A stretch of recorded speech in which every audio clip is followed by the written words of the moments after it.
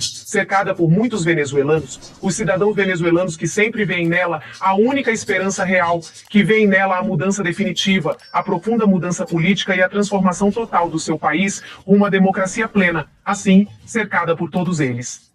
Maria Corina Machado chegou finalmente à Casa Branca em mais um dia verdadeiramente histórico.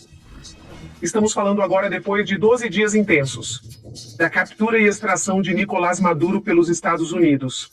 Histórico, hoje novamente, em mais um dia verdadeiramente memorável, a reunião da respeitada e grande líder das forças democráticas da Venezuela com o presidente dos Estados Unidos, Donald Trump. Quero que vocês vejam como a abraçam, como a recebem. Esse carinho que ela sempre desperta é algo fervoroso, é algo que sempre dissemos.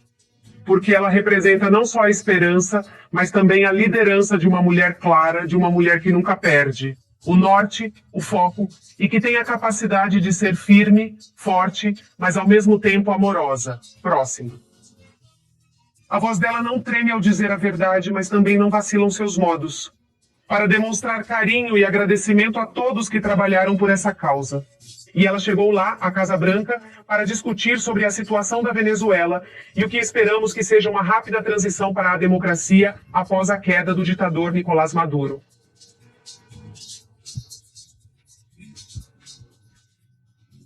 Fala com vocês, Cláudia Gurizati, diretora deste canal internacional de notícias NTN 24, para que você veja o ponto-chave da notícia.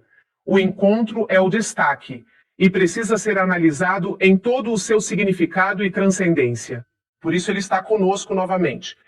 Pedro Mário Burelli, ex-diretor da PDVSA e agudo analista do que ocorreu aqui, conhece profundamente seu país e os bastidores do poder e da política nos Estados Unidos. Senhor Pedro Mário Burelli, bem-vindo de volta. Boa noite, Cláudia. O fato de Donald Trump ter recebido Maria Corina Machado pessoalmente, apesar de ele morrer de vontade de ganhar o Prêmio Nobel da Paz e terem dado para ela. O fato de ter sido nesse private dining room, ou seja, uma sala de jantar privada bem pequena e reservada, onde também não há espaço suficiente para muitos, o que exatamente isso significa? Eu realmente acho que isso é muito importante. Ele não a conhecia pessoalmente, mas ele já sabia muito bem dela. Eu acho que uma pessoa como o presidente Trump seguia muito pela relação pessoal.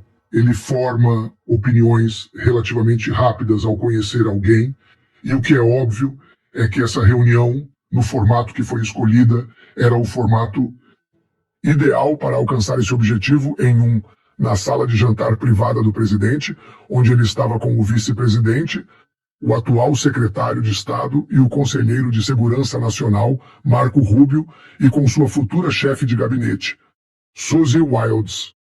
Esse era o ambiente perfeito para ter uma reunião sem câmeras, sem nada histriônico, sem distrações, mas realmente para conhecer de perto uma pessoa sobre a qual se ouviu muito falar, que no dia em que ganhou o Prêmio Nobel conversaram, e foi uma conversa muito boa, apesar de as pessoas dizerem que estava muito bravo.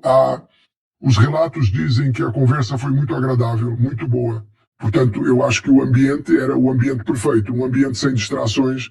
A reunião durou quase 40 minutos a mais do que estava programado, e eu acho que foi perfeitamente, ótima. Ou seja, ele não quis transformar isso em um show. Ele quis conhecer a pessoa e aqueles que, depois da reunião na Casa Branca, comentaram com os participantes, todos disseram que tinha sido uma reunião maravilhosa, extraordinária, necessária, importantíssima, transcendental. Esses são os termos que usaram os que estiveram na reunião ao comentar com outras pessoas, já que obviamente havia grande expectativa fora da Casa Branca e muita expectativa dentro da Casa Branca, dentro do governo. Sim, eu diria que sem antecipar a forma como Maria Corina vai explicar, que eu acho que todos estamos muito atentos para ouvir exatamente como ela define como foi para ela. Bem, a percepção dos que estiveram com ela é que foi uma reunião incrivelmente boa e produtiva. Que importante. O que Donald Trump teria descoberto sobre Maria Corina Machado que não conhecia antes. Donald Trump preside os NSA, e isso é fundamental. E Marco Rubio é o secretário de Estado dos Estados Unidos lidando com uma infinidade de temas mundiais.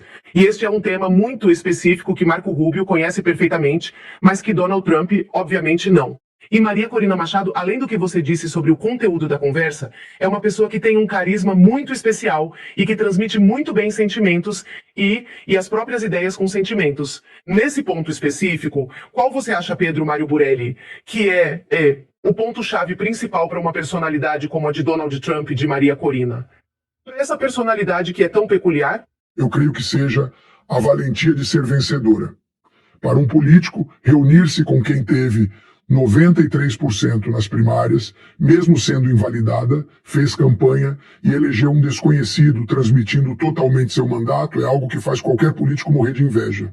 Esse poder de transferir automaticamente o mandato para outra pessoa. Votos são das tarefas mais difíceis na política. Acho que ver isso e enfrentar a pessoa, ela esteve muito presente ali, tanto na operação de saída dela da Venezuela, obviamente nos Estados Unidos também houve cooperação, em parte dessa operação traumática, em certos momentos em que, de fato, ela esteve em risco, como ela mesma diz, de perder a vida. Acredito que este é um relato que, para ele, é muito profundo. Acho que ela fala de uma forma sobre o país e, de todo modo, também com um agradecimento aos Estados Unidos. Vamos lembrar de uma coisa, Cláudia. Ela era chamada de radical por pedir uma solução como essa. Ela não hesitou em nenhum momento em agradecer aos Estados Unidos e, sobretudo, ao presidente Trump por ter realizado uma operação que finalmente colocou Nicolás Maduro onde ele deveria estar e abriu a porta para a transição, né? Uma transição complicada. Mas o primeiro passo e o risco que foi assumido ao expressar a gratidão dos venezuelanos ao presidente, falando pela maioria sobre o ocorrido, fazem o presidente se sentir orgulhoso como chefe de Estado e das Forças Armadas que estão felizes por mostrarem ao mundo capacidades que mais ninguém tem. Uma operação incrivelmente arriscada, onde o que o presidente visava fundamentalmente era extrair Maduro e Síria vivos para que pudessem enfrentar a justiça, sem que morressem na operação de extração e que não houvesse um só americano morto. Esse era o sonho dele. Talvez por isso a operação tenha sido mais complexa e mais cara, porque era isso que ele exigia. E eu acho que entender que uma líder com mandato claro na Venezuela agradece por isso, e agradece publicamente, e não hesita, e não está entrando no jogo, por quê? Porque ela tem a legitimidade de explicar quais são as coisas que... Uma luta que para ela e para muitos de nós começou em 2001, já fortemente, enfrentando-se segundo a luta de 25 anos em que se tentou de tudo, e chegamos a uma solução que era bastante condizente com o problema. Isso era uma quadrilha de criminosos. É uma quadrilha de criminosos que sequestrou um país. E, infelizmente, era preciso enfrentá-los com força, algo que o presidente sempre teve claro. Quis fazer em seu primeiro mandato, e o Pentágono nunca lhe deu as opções que desta vez foram obtidas do general Kane, comandante superior das Forças Armadas, que lhe deu um plano que foi colocado em execução e, hoje em dia, fez com que as Forças Armadas se sentissem não só bem-sucedidas, mas também enviassem ao mundo um sinal de que têm capacidades convencionais, não nucleares, para fazer o que quiserem, para que possam exercer o poder com capacidades que nenhum de seus rivais possui. Em solo venezuelano, em território venezuelano, que alguns dizem que é ilegal, aí está essa discussão, que não foi de acordo com o direito internacional. Outros dizem, bom, é que não era um país soberano por esses argumentos. E ela sempre foi muito clara quanto a isso. Inclusive, dias depois de ter sido notificada de ter ganhado o Prêmio Nobel da Paz, pudemos conversar com ela. E aí ela nos disse uma frase que me parece que vale a pena destacar, essa frase de Maria Corina Machado, quando diz: é evidente que todos nós necessitamos de paz, precisamos de paz. A paz requer liberdade, mas para ter liberdade é essencial possuir força. A produção está procurando para mim, mas enquanto essa frase não chega, é preciso força e é preciso força física. Em tempos de tirania, foi a frase textual dela. E então ela diz, temos a força moral, a força espiritual, mas também precisamos da força física. Era isso que você queria dizer. É isso que eu quero dizer. Acho que um dos pontos que se destacou na cerimônia do Prêmio Nobel foi o discurso dela, lido por sua filha, mas o discurso do presidente do Comitê Nobel, no qual ele falou muito claramente, disse que para alcançar a paz é necessária a liberdade. E para a liberdade, temos que ter muito cuidado ao julgar aqueles que arriscam tudo pela liberdade, porque eles precisam usar as ferramentas que têm, não as ideais. E fazer isso na Noruega, onde o governo norueguês passou 5 anos dando oxigênio a Maduro sem avançar. Nem um pouco, em nada, onde todo o sistema internacional. Durante esses anos, foram discutidas as recomendações do Conselho Nacional, do Conselho de Segurança, da OEA, com sua Carta Democrática, e do Tribunal Penal Internacional, cuja ausência é notória. Todos os mecanismos desse sistema internacional, da comunidade internacional, de todo o regime, das leis, de todo o sistema postal. Segunda Guerra Mundial. No caso da Venezuela, isso mostrou que não funcionou para todos.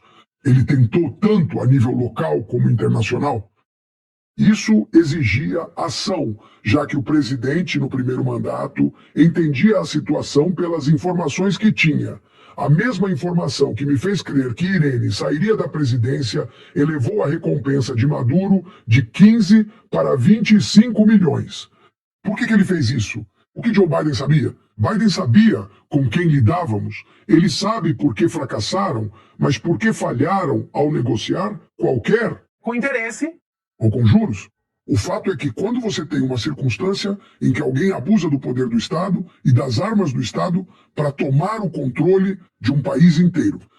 Como reféns daquele país, 9 milhões de pessoas escapam pelas brechas, pelas ruas. Outro grupo está preso em masmorras e o resto do país está sequestrado. O enfrentamento a isso tem que acontecer pela força, ok? Pela força. É assim que se resolvem os sequestros. Os sequestros têm 2 maneiras de serem resolvidos, Cláudia. Ou o sequestrado entrega o que pedem, ou seja, entregamos nossa luta, paramos de lutar e nos rendemos ao sequestrador, ou alguém mais forte que o sequestrador se envolve e muda a dinâmica. E foi o que aconteceu. Não, isso está muito claro. Muitas vezes o sequestrador até recebe o pagamento e continua mantendo o sequestro. Sim, vivemos isso na Colômbia. Ele fica com a pessoa, depois com o cadáver e às vezes nem entrega. Com a Venezuela, com o país, não entregaram o país. Agora estamos nessa transição. Dito isso, esse respaldo ou essa argumentação serviu ao Departamento de Justiça. E ontem foi quando conhecemos o memorando, que retoma precisamente essas frases de Maria Corina Machado, respaldando que essa operação era necessária.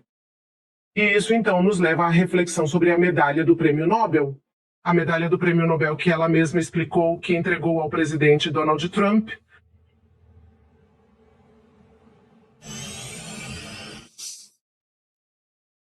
O senhor chegou a oferecer ao presidente Trump o seu Nobel da Paz? Eu o apresentei pessoalmente ao presidente dos Estados Unidos. Trata-se do prêmio, o Prêmio Nobel da Paz. E eu lhe disse: é importante recordar que, há exatamente 200 anos, o general Lafayette entregou solenemente a Simão Bolívar uma medalha em um gesto de reconhecimento, com o rosto de George Washington. Desde então, ele manteve essa medalha pelo resto da vida. Na verdade, quando você vê seus retratos, pode ver a medalha ali. O general Lafayette a entregou como um ato de irmandade entre os Estados Unidos, entre o povo dos Estados Unidos e o povo venezuelano, por sua luta pela liberdade e contra a tirania.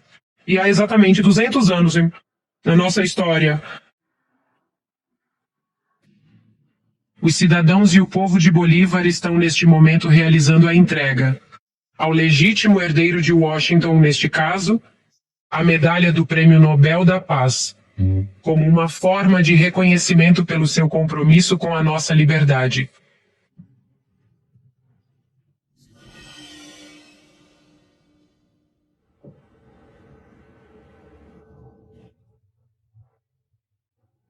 A medalha do Prêmio Nobel para o presidente Trump, o que é isso? Hoje nos perguntamos, foi um presente, foi deixada como uma lembrança comemorativa? Do que se trata isso? Eu acho que a medalha, o Prêmio Nobel, é o Prêmio Nobel. Isso não acontece.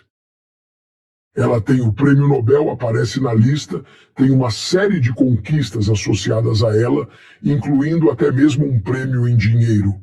O que ela ofereceu foi uma das medalhas concedidas pelo prêmio Nobel e ela a deu como uma expressão de gratidão em nome dos venezuelanos. Pelo nobre gesto de solidariedade e pela coragem do grande povo norte-americano e do presidente Trump em nos apoiar na árdua luta pela liberdade da Venezuela. E ele contextualiza e explica que, na época, Lafayette lhe trouxe essa medalha histórica de Washington para inspirar profundamente Simão Bolívar na luta pela liberdade das Américas. E que Bolívar ficou tão intensamente comovido que nunca mais a tirou de seu peito. Na Casa Branca, pessoas próximas à sala de imprensa dizem que o presidente ficou profundamente comovido com isso. Inclusive, eu digo que ele não esperava por isso e que certamente penduraria esse presente especial emoldurado em seu escritório, algo que ele nem sequer esperava receber. Eu espero que Mara Corina nos conte sobre isso. Essa é a versão do pessoal da sala de imprensa da Casa Branca. Quando perguntaram em particular qual foi a reação do presidente, depois que ela explicou, perguntaram e disseram que ele não esperava, por isso que ficou surpreso. Acredito que esses são gestos de grandeza, né? Os gestos que se fazem. Estamos há 26 anos em luta e o presidente Trump, nos primeiros 4 anos, ao reconhecer o governo interino, sob pressão na vinda do presidente Guaidó, ao Estado da União, ao discurso, sempre esteve lutando.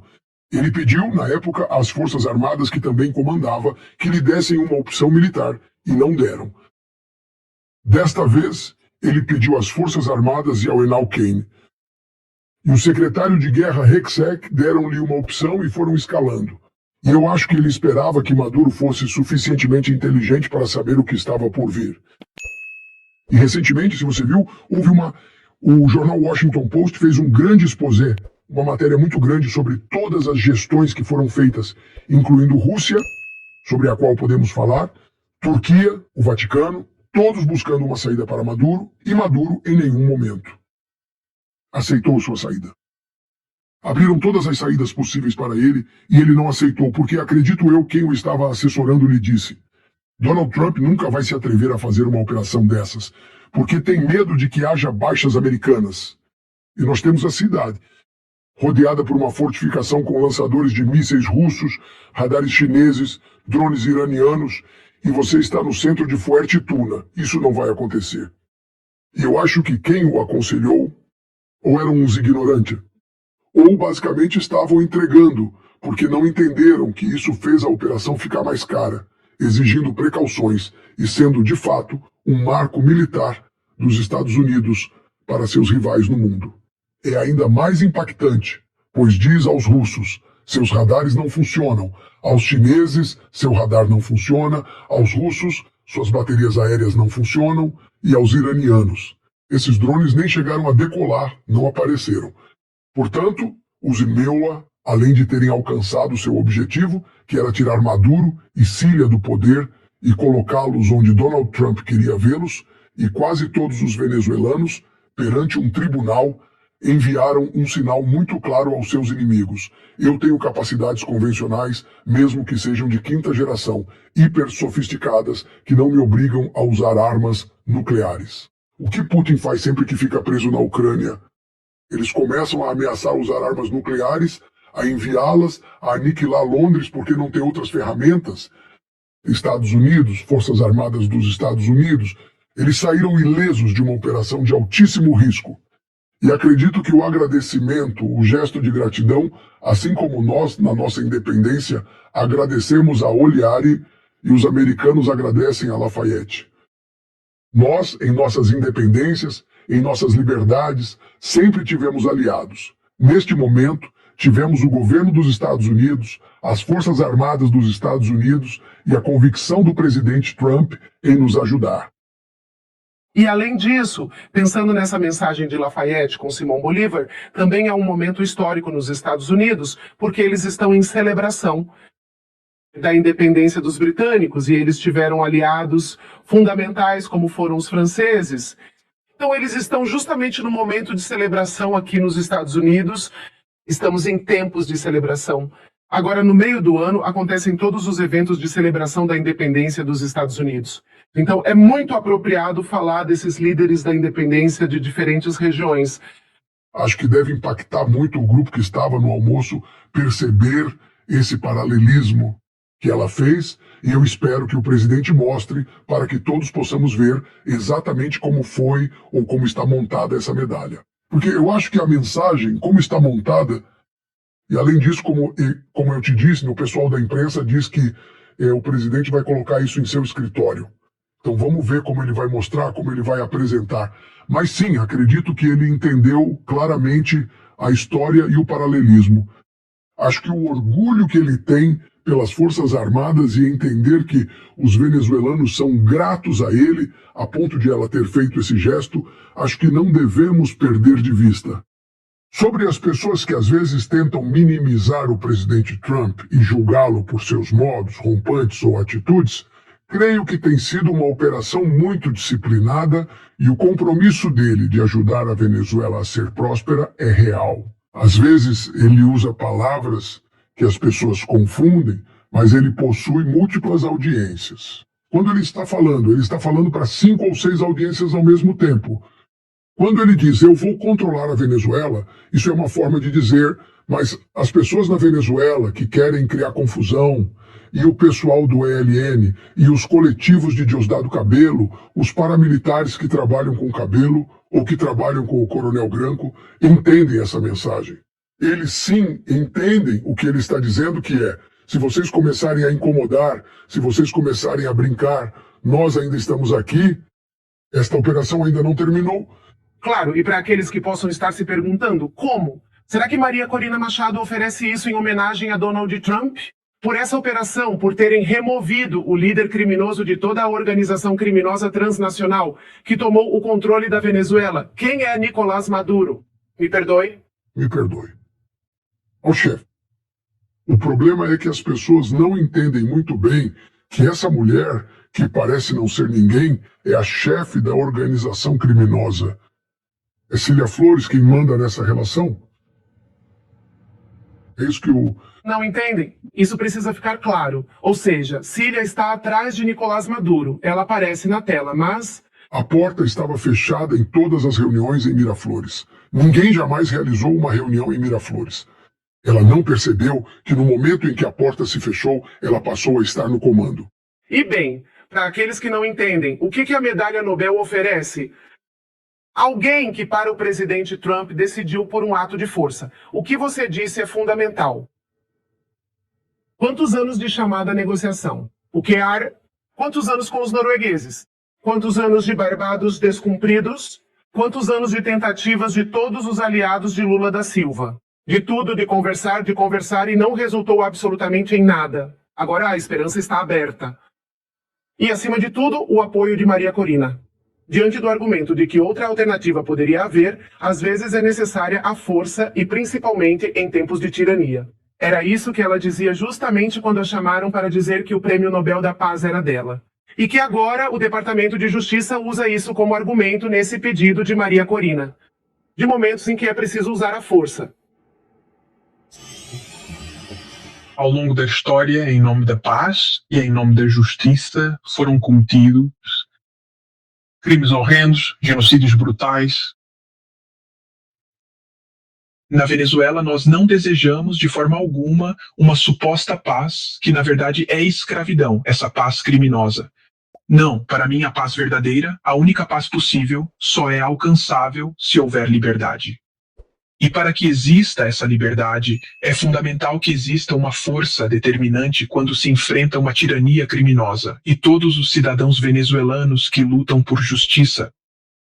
Hoje, nós não nos deixamos manipular nem enganar pelo que para alguns pode parecer politicamente correto. Nós nos agarramos à verdade e é por isso que chegamos até aqui.